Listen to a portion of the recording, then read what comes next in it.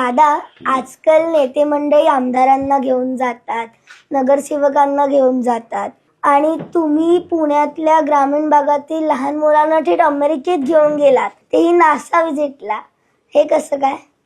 बेटा काय झालं, जिल्हा वार्षिक योजना म्हणजे डीपीडीसी असतं, त्या डीपीडीसी मध्ये आपण जिल्ह्यातल्या वेगवेगळ्या विकास कामं त्या ठिकाणी करू शकतो. नासा एक जागतिक पातळीवरची महत्वाची संस्था आहे. गोरगरिबांच्या मुलांना, हुशार मुलं, परंतु जिल्हा परिषदेच्या शाळेमध्ये शिकणारी आणि गोरगरिबांची ती मुलं काही परदेशामध्ये जाऊ शकत नाही, कारण लोकांची आर्थिक परिस्थिती त्यांच्या आई वडिलांची नसते. ह्या मुलांना जर लहानपणी त्यांचे जे बुद्धिमान आहेत त्यांचं सिलेक्शन आम्ही करतो आणि त्यांना पाठवतो. आता 25ची बॅच आपण पाठवलेली आहे आणि त्यांना तिथं गेल्यानंतर नासा म्हणजे काय, जगात काय चालतं, कशा पद्धतीनं चालतं, एक कॉन्फिडन्स त्यांना येतो. तो येण्याच्या करता आपण ते पाठवलं, असं आपण केलं. ओके, म्हणजे तुम्हाला फार्मर्सच्या मुलांना सायंटिस्ट बनवायचंय, ॲस्ट्रोनॉट बनवायचंय ना?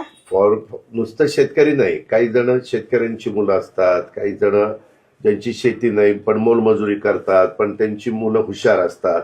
अशी गोरगरिबांची मुलं की जे कधी पण विद्यार्थी दशेमध्ये परदेशात गेले नसतील, अशा मुलांना तिथं पाठवायचं आणि मग त्यांनी त्यांच्या बुद्धिमत्तेचा आणखीन चांगला वापर केला तर उद्याचे ते जबाबदार नागरिक होऊ शकतात, सायंटिस्ट होऊ शकतात.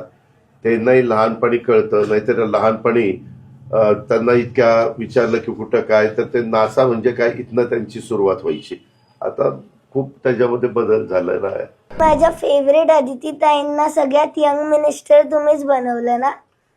मुलींच्या महिलांच्या मध्ये सगळ्यात यंग मिनिस्टर आदिती तटकरेच आहेत. तिला चांगलं काम करते, महिला बालविकास आणि म्हणजे महिलांचंही काम बघते ती आणि बालविकास तुमच्या बालकांचा पण संदर्भामध्ये ती चांगलं काम करते. काय प्रत्येक वेळेस आपण म्हणतो अनुभवी माणसाला द्यायचा, अनुभवी माणसाला द्यायचा. अरे पण जर एखादी पाठी कोरी असेल, एखादा नवीन असेल तर त्याला संधी दिल्याशिवाय अनुभव कसा येणार? सगळ्यांनीच ठरवलं अनुभवी माणसाला द्यायचं असं नसतं. कधी कधी तरुणांना संधी दिली, त्यांच्यात स्पार्क असेल तर तरुण कुठल्या कुठं निघून जातात, चांगलं काम करतात, चांगलं बनतात. त्यांनी लाडकी बहीण योजना पण आता एवढी मस्त गेली. बरोबर. थँक्यू. थँक्यू बेटा.